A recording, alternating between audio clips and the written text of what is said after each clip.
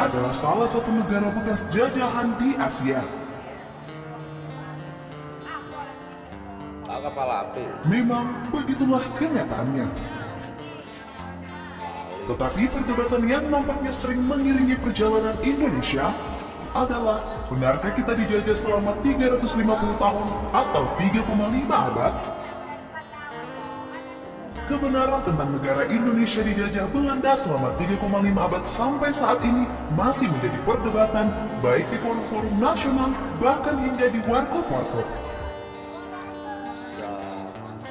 Pasalnya, tak sedikit masyarakat mempercayai narasi tersebut.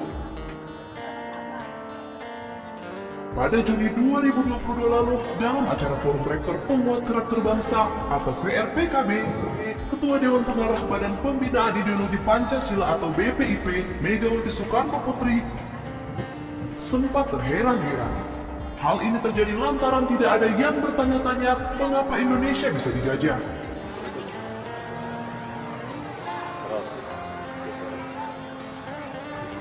Pertanyaannya, kok kita sampai dijajah?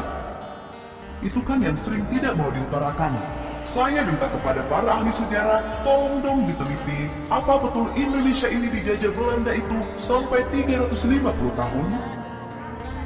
Pernyataan bernada skeptis yang disampaikan Ketum PDIP barusan sebenarnya telah dipertanyakan dan diteliti jauh-jauh hari. Hasilnya pun sudah ada, dan mungkin saja Ibu Mega belum sempat membacanya. Dan ya, inilah antara propaganda Soekarno dan mitos Indonesia dijajah 350 tahun. Kalangan umum pernah begitu lama meyakini bahwa Indonesia dijajah oleh Belanda selama 350 tahun. Dari mana asal-usul narasi ini muncul? Ya, adalah Presiden Soekarno yang mengatakannya dalam berbagai kesempatan, salah satunya saat berpidato. Narasi dijajah 350 tahun itu juga bisa ditemukan dalam buku Bung Karno di bawah bendera revolusi. Pendapat itu selanjutnya mendapat berbagai tanggapan, mayoritas masyarakat menerima dan mempercayainya. Sampai kemudian, sejarawan generasi pertama berdarah Belanda Indonesia, Getrus Johannes Lissing mempersoalkannya dalam sebuah karya monumental kumpulan tulisan bertajuk Indonesia Histories Between the Myths, Essays in Legal History and Historical Theory 1968. Melalui buku yang dalam terjemahan berbahasa Indonesia, bukan 350 tahun dijajah tahun 2012, Getrus Johannes Lissing menilai satu hal pokok, bahwa narasi 350 tahun dijajah tidak lebih dari propaganda, terutama Orde Lama. Menurut penelitian yang dilakukan dengan pendekatan hukum internasional, ditunjang dengan dokumen-dokumen perjanjian, kenyataannya Indonesia tak dijajah selama itu. Ia sampai pada kesimpulan bahwa ketika hegemoni kolonial bertahta, ternyata masih terdapat banyak otoritas lokal yang berdaulat. Benar, Indonesia sebagai konsep negara kesatuan belum ada ketika Belanda pertama kali datang ke Indonesia pada 1596. Dan lagi, tidak semua wilayah yang kini menjadi Indonesia dijajah secara bersamaan. Aceh dan Kerajaan Badung di Bali Selatan misalnya, baru takluk di tangan Belanda sekitar pertengahan dekade pertama abad 20. Ketika VOC berkuasa selama hampir 200 tahun lamanya, dari 1602 hingga 1799, nama Indonesia sebagai entitas politik memang belum terbentuk. Bahkan ketika pemerintah Belanda mengambil alih kekuasaan VOC sejak tahun 1800 sampai satu abad kemudian, Indonesia masih terdiri dari beberapa wilayah yang belum bersatu, tentu dengan penguasa masing-masing. Dalam buku Bukan 350 Tahun Dijajah, salah satu bukti paling relevan yang membuktikan kalau Indonesia tidak dijajah 3,5 abad adalah dokumen hukum internasional yang mengatur soal bajak laut. Pada tahun 1876, Raja Belanda Willem III mengeluarkan dekret yang mengatur masalah pemberantasan bajak laut. Masalah muncul ketika pengertian pembajakan hanya bisa berlaku jika terjadi di wilayah Hindia Belanda yang berupa tepi pantai, pelabuhan, dan muara-muara sungai yang berstatus laut bebas. Sementara itu, pemerintah Hindia Belanda baru belakangan menyadari bahwa menuntut hak terhadap teritorial laut akan banyak membawa keuntungan bagi mereka.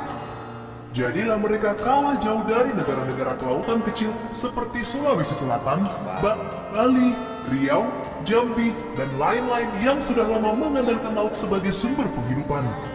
Racing lebih jauh menjelaskan, bendera yang menjadi penanda identitas kapal-kapal baru mendapat peraturan resmi pada 1881 ketika pemerintah mengharuskan bendera Belanda dikibarkan di darat dan di laut. Sebelumnya, para pelaut pribumi terbiasa mengibarkan benderanya masing-masing di laut bebas. Itu dimungkinkan karena wilayah kelautan Nusantara tak pernah seluruhnya jatuh ke dalam satu pemerintahan tunggal. Terkait itu, John Bacher dalam artikelnya Racing Revisited, a Note on the Territorial Waters of the Self-Governing Realms of the Netherlands Indies in the late 190s mengemukakan, bahkan hingga tahun 1910, banyak kekuasaan lokal yang dalam tanda kutip merdeka dari cengkraman politik pemerintah Belanda. Bukti lain yang mendukung argumen Racing yaitu Regeringsreglement atau Peraturan Tata Pemerintah Pasal 25 tahun 1836. Aturan ini menyebut pemerintah Hindia Belanda berhak melakukan perjanjian internasional. Perjanjian ini banyak dibuat untuk mengatur secara jelas wilayah-wilayah yang dikenal dengan sebutan Swapraja. Selanjutnya, Pasal 44 tahun 1854 menyatakan, wilayah Swapraja merupakan kerajaan merdeka yang terletak di dalam lingkungan Hindia Belanda. Maka jelaslah, pada paruh kedua abad ke-19, terdapat sebagian wilayah di Hindia Belanda yang berdiri secara politis, bahkan secara ketatanegaraan. Memasuki abad 20, kehidupan sosial dan politik di Hindia Belanda menjadi sangat dinamis. Banyak sejarawan menilai, perasaan kebangsaan mulai terbentuk sejak awal abad 20, yang ditandai dengan berdirinya sejumlah organisasi pribumi.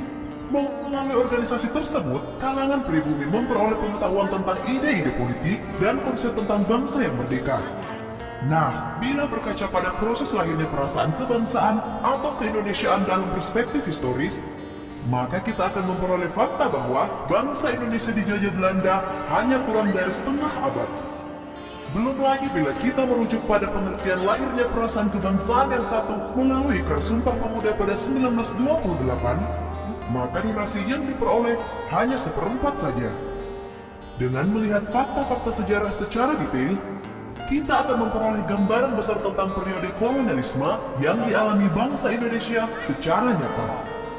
Meski demikian, kita tentu tak dapat menyebut Soekarno telah menyebarkan kebohongan publik atas pernyataan Indonesia dijajah Belanda selama 350 tahun. Well, Bung Besar nampaknya menghitung durasi lamanya Indonesia dijajah dengan mengaitkannya ketika pertama kali Belanda tiba di Banten pada 1596. Memang, bila hitungannya dimulai pada saat Belanda datang di tahun 1596 itu, sampai kemerdekaan di tahun 1945, hasilnya adalah 349 tahun atau 3,5 abad kurang setahun. Namun faktanya, Belanda saat itu belum melakukan tindakan kolonialisasi. Ya, upaya jajah menjajah Belanda baru terjadi 6 tahun setelahnya atau ketika VOC didirikan pada 1602. Itu pun secara administratif tidak bisa disebut sebagai penanda dimulainya otoritas kolonial atas nama Kerajaan Belanda. Pasalnya, mengingat status VOC yang hanya perusahaan swasta, bukan negara ataupun kerajaan. Nah, dari sini kita bisa melihat bagaimana narasi 350 tahun dijajah itu penuh lubang, celah, dan kebohongan. Namun, perlu ditambahkan, mitos mengenai penjajahan Belanda selama kurang lebih 350 tahun juga tidak bisa dibantah 100%. Dengan kata lain, angka 350 tahun bukan benar-benar mitos. Itu lantaran kenyataannya, ketika pada masa awal berdirinya kekuatan asing atas nama Portugis, VOC, ataupun pada masa didirikannya Hindia Belanda, memang sudah terdapat wilayah-wilayah yang sudah diduduki. Misalnya Maluku dan Jawa, yang sudah mengalami kecilnya pendudukan pada periode awal kolonialisme, yang tentu tidak bisa kita hilangkan dalam narasi sejarah bangsa kita. Jadi, bagaimana tanggapan kalian dengan fakta-fakta barusan?